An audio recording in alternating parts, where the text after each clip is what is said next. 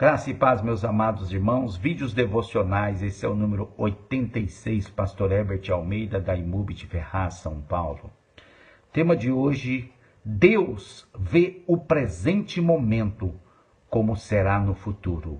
Ele já te vê como um filho amado de Deus. Isso está em Romanos 6, 1-4. Que diremos, pois? Permaneceremos no pecado para que seja a graça mais abundante? De modo nenhum. Como viveremos ainda no pecado, nós os que para ele morremos? Ou porventura ignorais que todos nós que fomos batizados em Cristo Jesus, fomos batizados na sua morte? Fomos, pois, sepultados com ele na morte pelo batismo, para que, como Cristo foi ressuscitado dentre os mortos, pela glória de Deus Pai, assim também andemos nós em novidade de vida. Esse é outro tema que se poderia tratar aqui. Andar em novidade de vida. Deus está presente, Deus está fazendo coisas novas todos os dias. O Espírito Santo é um espírito de novidade, de coisas novas, de coisas boas, de coisas alegres, que trazem graça, alegria, vida e paz para o seu coração. Quando foi que estávamos no pecado, nós nos humilhamos diante de Deus?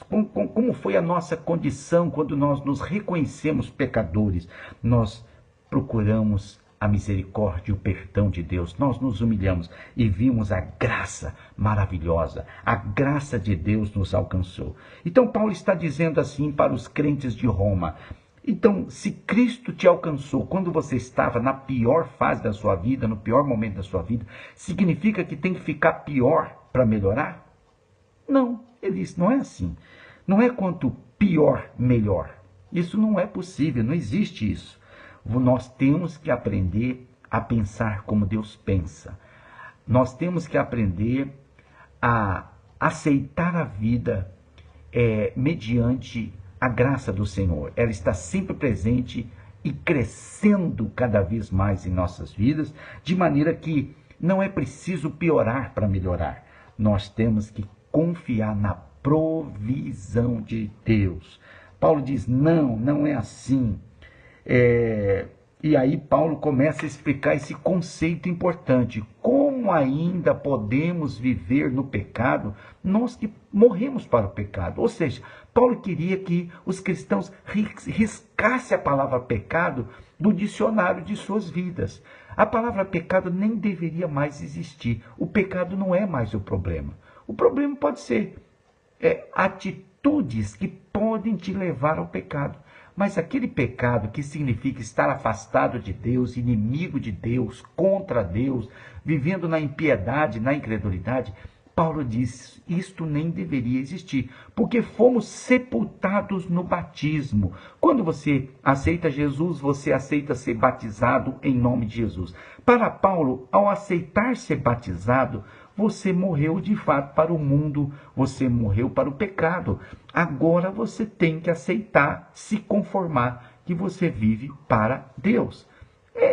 Parece meio uma linguagem meio filosófica, uma linguagem meio complexa, uma conversa meio de doido, mas não é não. É simples assim. Deus gostaria que o pecado não fosse mais o seu problema, mas sim o desafio de estar sempre orando, buscando a Deus e enchendo o seu coração da palavra viva, da palavra de Deus. Em Cristo já morremos, fomos sepultados. E se já morremos e fomos sepultados, olha só, para Deus, aos olhos de Deus, nós também já ressuscitamos. Você já ressuscitou, você já está vivendo a nova vida. A mesma vida que Deus vai dar continuidade lá no céu, lá na glória. Sem todos esses resquícios do pecado, do orgulho, da vaidade, do medo, da angústia, etc. Sem tudo que é mal, vai ser somente bom.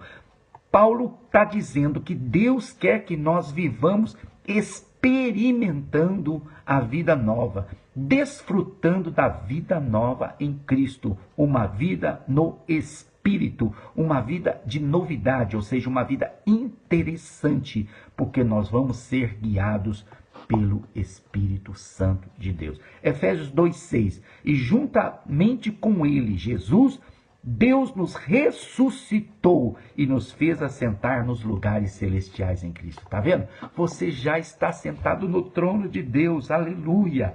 É assim que Deus nos vê. Deus nos vê vivos. Deus nos vê santos. Deus nos vê justos. Deus nos vê em Cristo. Frase do dia, uma frase do Joseph Prince, um pastor muito famoso. Ele diz assim: Deus nos vê como seus filhos amados. Em Cristo, Deus nos vê como seus filhos amados. E acrescento mais esta: todas as mensagens da Bíblia são mensagens de vitória, mas elas também contam como os vencedores de Deus superaram suas dificuldades para vencerem no mundo e glorificarem o nome de Deus. Deus te abençoe.